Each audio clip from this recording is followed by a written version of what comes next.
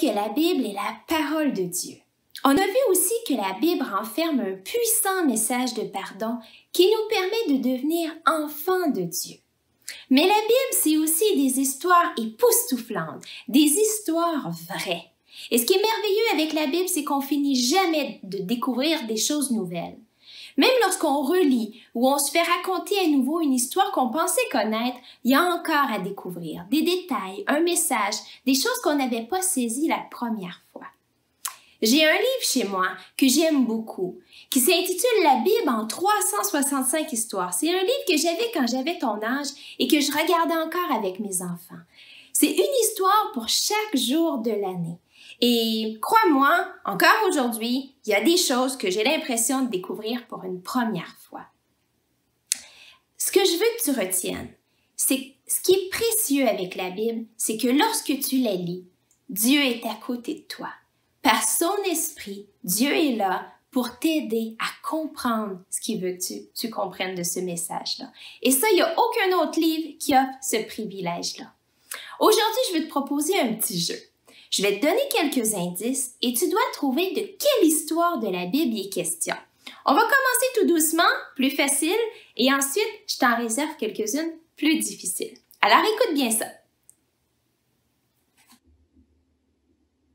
Dieu m'a demandé de construire un gros bateau et d'y faire monter des animaux de chaque sorte.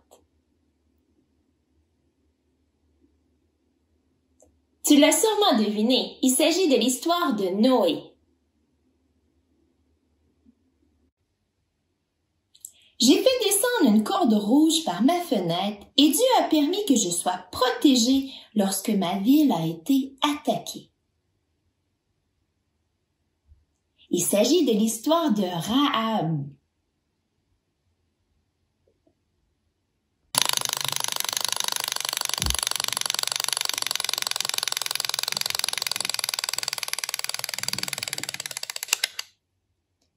J'ai été avalée par un très grand poisson et j'ai été recrachée sur la plage le 3e jour. Est-ce que tu as reconnu? C'est l'histoire de Jonas. Je suis un homme aux cheveux longs. Dieu m'avait donné une très grande force. J'ai même déjà tué un lion en me battant avec lui. C'est l'histoire de Samson.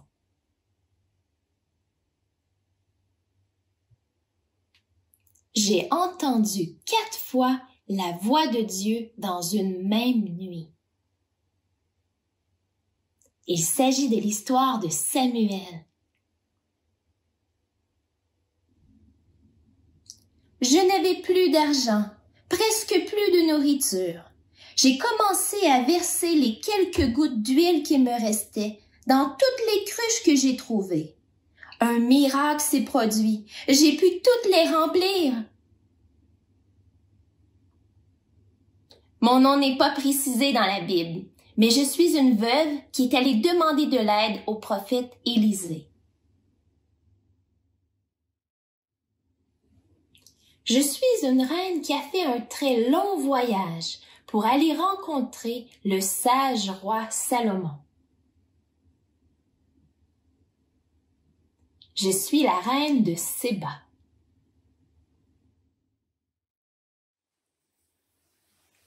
Si tu as eu plusieurs bonnes réponses, eh bien, je te dis bravo et je t'encourage à apprendre à connaître les histoires de la Bible. Mets au défi papa-maman de te faire découvrir des histoires dont tu n'as jamais entendu parler. Et si le quiz a été plus difficile pour toi, fais-toi-en pas. Choisis une histoire à la fois et regarde-les avec papa-maman. On aurait pu jouer à ce jeu-là encore et encore. Je vous ai seulement donné quelques exemples de l'Ancien Testament, mais il y a aussi le Nouveau Testament. Quand Jésus est venu sur la terre, il a fait plein de miracles. Par exemple, Jésus a montré qu'il était plus fort que la nature. Il a calmé des tempêtes. Il a marché sur l'eau. Il a multiplié des pains et des poissons pour nourrir des foules. Et Jésus a aussi guéri beaucoup de personnes. Des aveugles qui ont pu voir. Des personnes qui ne pouvaient plus marcher, qui ont recommencé à marcher. Et Jésus a même montré qu'il est plus fort que la mort. Par exemple, il a ressuscité une jeune fille. Il a ressuscité son ami Lazare qui était mort depuis quelques jours.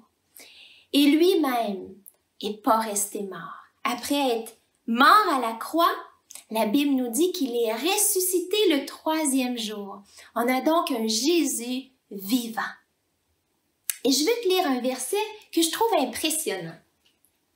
C'est dans le livre de Jean, au dernier chapitre, le dernier verset, qui est le verset 25. Écoute bien ça, c'est écrit. Jésus a fait encore beaucoup d'autres choses.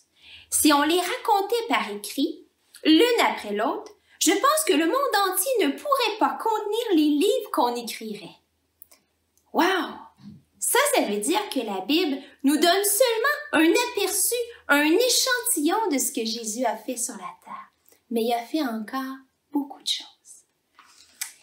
Est-ce que vous vous souvenez quelle était la mission ultime de la venue de Jésus sur la terre? On a vu que c'était pour mourir. Mourir à la croix pour nous pardonner de nos péchés, être punis à notre place, nous permettre d'avoir une relation avec lui, nous permettre d'être appelés enfants de Dieu. Et cette mission-là, ce que Jésus est venu faire sur la terre est tellement importante que toute la Bible en parle. Si on commence au tout début, dans la Genèse, tout de suite après le récit où Adam et Ève ont péché, lorsqu'on nous raconte ce qui est arrivé, tout de suite après, on nous présente l'idée qu'un jour un sauveur va venir. Et tout au long de l'Ancien Testament, on prépare la venue de Jésus. Il y a toutes sortes d'histoires qui pointent vers Jésus, toutes sortes d'informations qui sont annoncées à l'avance sur la venue de Jésus. Et dans le Nouveau Testament, eh bien, on lit quelques-unes des choses qui se sont passées lorsque Jésus était sur la terre. Et quand Jésus remonte au ciel, on continue de voir comment il agit dans la vie des premiers croyants. Donc, du début à la fin, tout pointe vers Jésus. Et pour illustrer ça, j'ai fait quelque chose. J'ai choisi de percer une de mes Bibles et de faire passer un fil rouge d'une couverture à l'autre. De sorte que lorsqu'on ouvre la Bible, peu importe dans quel livre de la Bible on ouvre, eh bien on voit le fil rouge. C'est pour nous rappeler à quel point tout pointe vers Jésus. Je te donne un exemple. Tu connais probablement l'histoire de Noé et du déluge. Eh bien, certainement que c'est une histoire vraie. On apprend des détails en la lisant sur qu'est-ce qui s'est passé, pourquoi Dieu a envoyé le déluge. Mais lorsqu'on l'étudie à nouveau, on peut aussi voir un message. L'arche est là pour représenter Jésus qui un jour allait venir pour nous sauver du péché. Alors, il y a plusieurs histoires comme ça où lorsqu'on s'y attarde, on peut faire un lien avec ce que Jésus allait venir faire à la croix. Et ça, je trouve ça vraiment fascinant. La Bible nous parle de plusieurs héros. Elle appelle ça des héros de la foi, des gens qui ont cru en Dieu, des gens qui ont fait des choses extraordinaires par la puissance que Dieu leur a accordée. Mais le super-héros de toute la Bible est certainement Jésus. Et je veux terminer avec deux choses. D'abord, il y a un verset qui vaut la peine qu'on se le rappelle. C'est le verset dans Hébreux 13, verset 8, qui nous dit « Jésus-Christ est le même hier, aujourd'hui et éternellement, pour toujours. » Donc, ce Jésus-là, tout-puissant, qu'on voit à l'œuvre dans la Bible, eh bien, il continue d'agir. Il continue d'agir dans nos vies et il va continuer de le faire. Lorsque j'ai fait mon petit projet ici, j'ai fait exprès pour faire continuer la corde à l'arrière, pour représenter que tout se termine pas avec la Bible. La grande histoire de Dieu continue jusqu'à nous. Et Jésus veut agir dans ta vie, veut agir dans ma vie, nous donner un rôle dans cette grande histoire. Et on va conclure avec 3 super pouvoirs qu'a Jésus. On appelle ça les omnis. Jésus est omnipotent. Ça veut dire qu'il peut tout. Il a la puissance de tout faire. Aucun super-héros a tout ça, hein? Il est omniprésent. Ça veut dire qu'il est partout à la fois.